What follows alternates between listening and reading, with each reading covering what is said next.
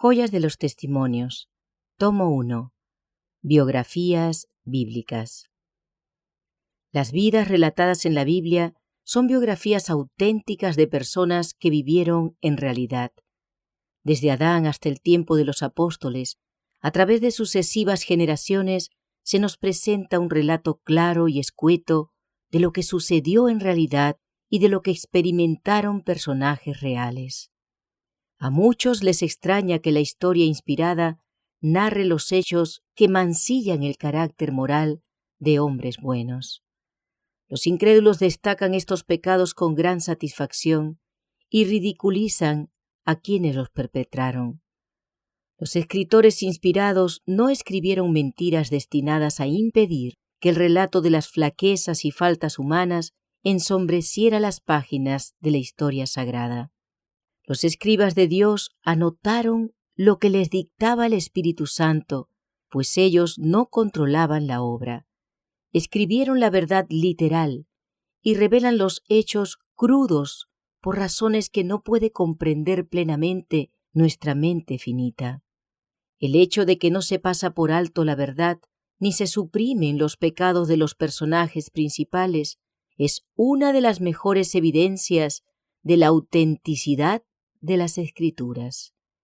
Muchos insistirán en que es un asunto fácil relatar lo que ocurrió en una vida común, pero es hecho probado que es humanamente imposible referir una historia imparcial de un contemporáneo, y es casi tan difícil narrar sin desviarse de la exacta verdad la historia de cualquier persona o pueblo con cuya carrera nos hayamos familiarizado.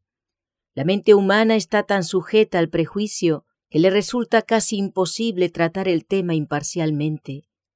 O hace resaltar crudamente los defectos de la persona considerada, o hace brillar exageradamente sus virtudes, según el prejuicio o el favoritismo del escritor.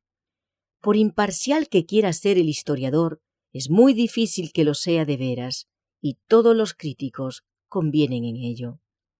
Pero la unción divina, que se eleva por encima de las debilidades de la humanidad, cuenta la verdad sencilla y desnuda. ¿Cuántas biografías se han escrito acerca de cristianos impecables que por su vida hogareña y relaciones con la Iglesia resplandecían como ejemplos de piedad inmaculada? Ninguna tacha destruía la belleza de su santidad, no se registraba defecto alguno que nos recordara que fueron arcilla común, sujetos a las tentaciones ordinarias de la humanidad. Sin embargo, si su historia hubiese sido escrita por una pluma inspirada, ¡cuán diferente habría parecido!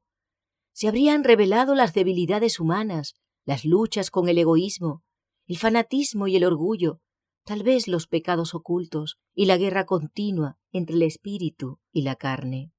Aún los diarios privados no revelan en sus páginas los actos pecaminosos de sus autores. A veces se registran los conflictos con el mal, pero generalmente esto se hace solo cuando el bien ganó la victoria. Pero pueden contener un relato fiel de los actos dignos de alabanza y los esfuerzos nobles, y esto también cuando quien escribe se propone llevar sinceramente un diario fiel de su vida. Es casi humanamente imposible ofrecer nuestros defectos a la inspección posible de nuestros amigos.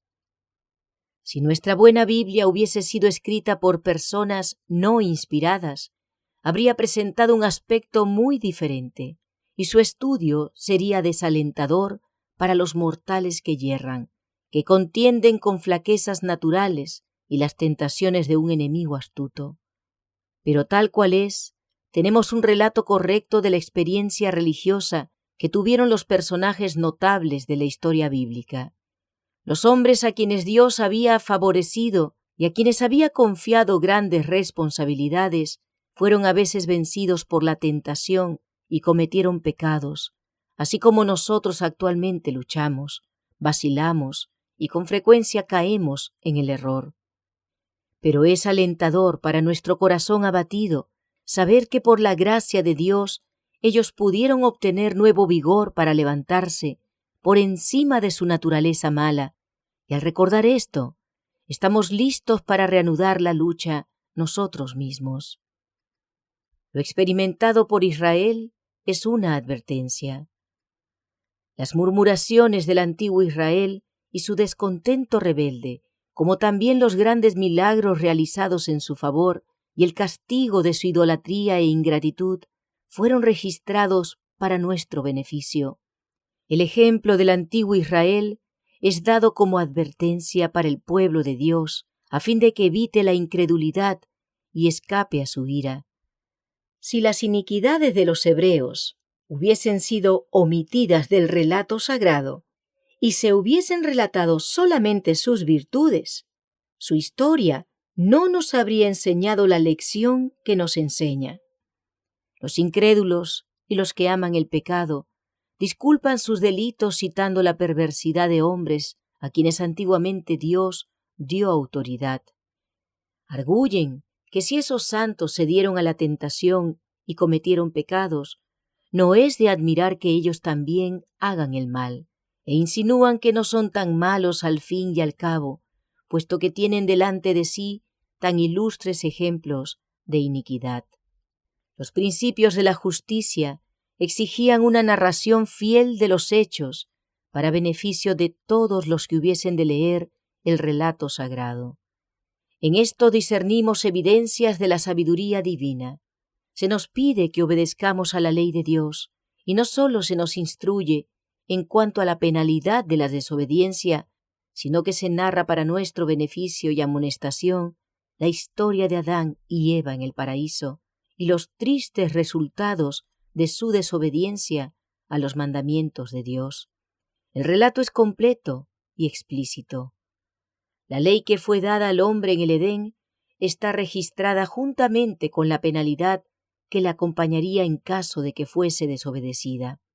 Luego sigue la historia de la tentación y la caída y el castigo infligido a nuestros padres cuando cayeron.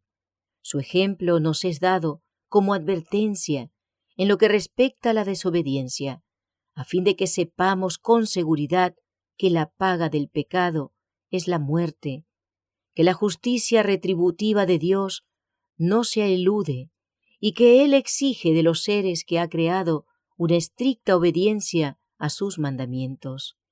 Cuando la ley fue proclamada en el Sinaí, cuán definida fue la penalidad incluida, cuán seguro fue el castigo que había de seguir a la transgresión de aquella ley, y cuán claros fueron los casos registrados como evidencia de este hecho. La pluma inspirada, fiel a su tarea, nos habla de los pecados que vencieron a Noé, Lot, Moisés, Abraham, David y Salomón, y hasta nos cuenta que aún el enérgico espíritu de Elías se abatió bajo la tentación durante su terrible prueba.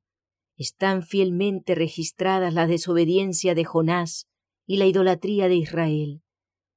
La negación de Pedro, la aguda contienda que hubo entre Pablo y Bernabé, las flaquezas de los profetas y los apóstoles, todo queda revelado por el Espíritu Santo, que descorre el velo del corazón humano.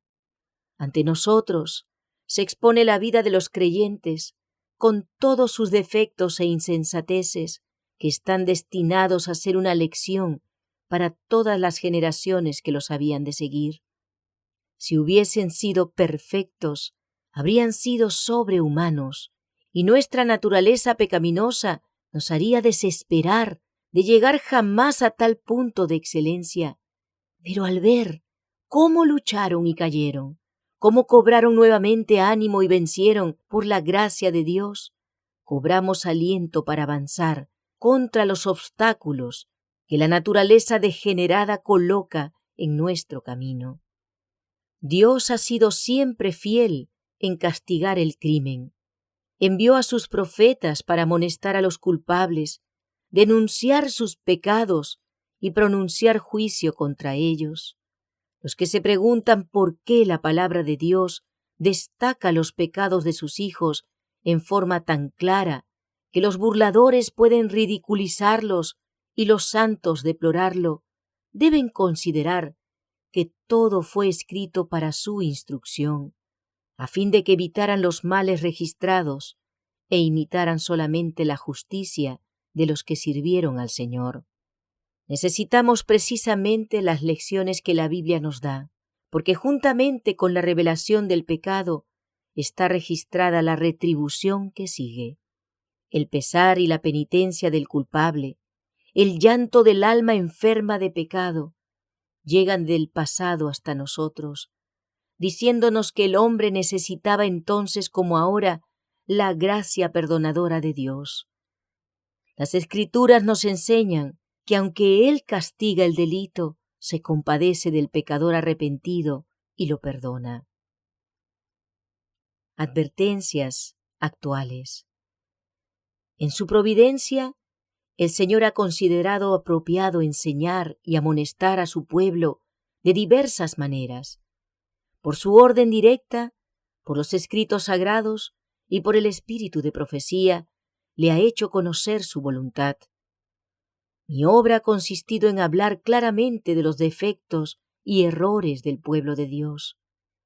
El hecho de que los pecados de ciertas personas hayan sido sacados a luz no evidencia que las tales sean a la vista de Dios peores que muchos cuyas faltas no han sido mencionadas. Pero se me ha mostrado que no me toca a mí elegir mi obra, sino obedecer humildemente la voluntad de Dios. Los errores y las malas acciones que hay en la vida de los que profesan ser cristianos han sido registrados para instrucción de aquellos que están expuestos a caer en las mismas tentaciones. La experiencia de uno sirve como faro que aparte a los demás de las rocas peligrosas. Así se nos han revelado las trampas y los designios de Satanás, la importancia que tiene el perfeccionar un carácter cristiano y los medios por los cuales se puede obtener este resultado. Dios indica así lo que es necesario para obtener su bendición. Muchos propenden a manifestar sentimientos de rebeldía cuando se reprenden sus pecados particulares. El espíritu de esta generación dice: decidnos cosas halagüeñas, pero el espíritu de profecía dice solamente la verdad. Abunda la iniquidad y se enfría el amor de muchos de los que profesan seguir a Cristo. No ven la maldad de su propio corazón y no sienten su debilidad e incapacidad. En su misericordia, Dios descorre el velo y les muestra que hay detrás del escenario un ojo que discierne la culpa y los motivos de sus acciones. Se suele blanquear los pecados de las iglesias populares. Muchos de sus miembros participan de los vicios más groseros y están sumidos en la iniquidad. Babilonia ha caído y ha llegado a ser jaula de toda ave inmunda y aborrecible. Los pecados más indignos de la época hallan refugio bajo el manto del cristianismo. Muchos proclaman que la ley de Dios ha sido abolida y viven ciertamente en armonía con su fe. Si no hay ley, no hay transgresión y por lo tanto no hay pecado, pues el pecado es la transgresión de la ley. El ánimo carnal es enemistad contra Dios y se rebela contra su voluntad. Deséchese el yugo de la obediencia y aquel ánimo cae inconscientemente en la iniquidad del delito. La iniquidad abunda entre los que hablan grandilocuentemente de la libertad religiosa pura y perfecta. Su conducta es aborrecible para el Señor y son colaboradores del adversario de las almas. Desvían sus ojos de la luz revelada y las bellezas de la santidad son tan solo sombras para ellos. Es asombroso ver sobre qué débiles fundamentos muchísimos edifican sus esperanzas del cielo. Se burlan de la ley del Ser infinito, como si quisieran desafiarle y anular su palabra. Ni siquiera Satanás, con su conocimiento de la ley divina, se atrevería a hacer los discursos que hacen desde el púlpito algunos de los ministros aborrecedores de la ley. Sin embargo, él se regocija en las blasfemias de ellos. Se me ha mostrado lo que es el hombre sin conocimiento de la voluntad de Dios. Los crímenes y la iniquidad llenan su vida. Pero cuando el Espíritu de Dios le revela el significado pleno de la ley, ¿Qué cambio se produce en su corazón? Como Belsasar, lee inteligentemente la escritura del Todopoderoso y la convicción se apodera de su alma.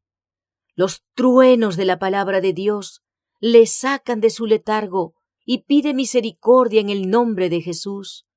Y Dios escucha siempre, con oído voluntario, esa humilde plegaria. Nunca aparta al penitente sin consolarlo. El Señor consideró propio darme una visión de las necesidades y los errores de su pueblo. Por mucho que me doliera, presenté fielmente a los ofensores sus defectos y la manera de remediarlos, según los dictados del Espíritu de Dios. En muchos casos esto excitó la lengua calumniadora y amargó contra mí a aquellos por quienes trabajaba y sufría. Pero no por esto me he desviado de mi conducta. Dios me ha dado mi obra y sostenida por su fuerza he cumplido los penosos deberes que me había encomendado. Así ha pronunciado el Espíritu de Dios advertencias y juicios, sin privarnos, no obstante, de la dulce promesa de misericordia. Si los hijos de Dios quisieran reconocer cómo los trata Él y aceptasen sus enseñanzas, sus pies hallarían una senda recta y una luz los conduciría a través de la oscuridad y el desaliento. David aprendió sabiduría de la manera en que Dios le trató y se postró en humildad bajo el castigo del Altísimo. La descripción fiel que de su verdadero estado hizo el profeta Natán le dio a conocer a David sus propios pecados y le ayudó a desecharlos. Aceptó mansamente el consejo y se humilló delante de Dios. La ley de Jehová, exclama él, es perfecta que vuelve el alma. No hay ocasión para desesperar. Los pecadores que se arrepienten no tienen motivo para desesperar porque se les recuerden sus transgresiones y se les amoneste acerca de su peligro. Los mismos esfuerzos hechos en su favor demuestran cuánto los ama Dios y desea salvarlos. Ellos solo deben pedir su consejo y hacer su voluntad para heredar la vida eterna. Dios presenta a su pueblo que yerra los pecados que comete, a fin de que pueda ver su enormidad según la luz de la verdad divina. Su deber es entonces renunciar a ellos para siempre. Dios es hoy tan poderoso para salvar del pecado como en los tiempos de los patriarcas, de David y de los profetas y apóstoles. La multitud de casos registrados en la historia sagrada, en los cuales Dios libró a su pueblo de sus iniquidades, debe hacer sentir al cristiano de esta época el anhelo de recibir instrucción divina y celo para perfeccionar un carácter que soportará la detenida inspección del juicio. La historia bíblica sostiene al corazón que desmaya con la esperanza de la misericordia divina. No necesitamos desesperarnos cuando vemos que otros lucharon con desalientos semejantes a los nuestros. Cayeron en tentaciones como nosotros, y sin embargo recobraron sus fuerzas y recibieron bendición de Dios. Las palabras de la inspiración consuelan y alientan al alma que yerra. Aunque los patriarcas y los apóstoles estuvieron sujetos a las flaquezas humanas, por la fe obtuvieron buen renombre, pelearon sus batallas con la fuerza del Señor y vencieron gloriosamente. Así también podemos nosotros confiar en la virtud del sacrificio expiatorio y ser vencedores en el nombre de Jesús. La humanidad fue humanidad en todas partes del mundo, desde el tiempo de Adán hasta la generación actual, y a través de todas las edades el amor de Dios no tiene parangón.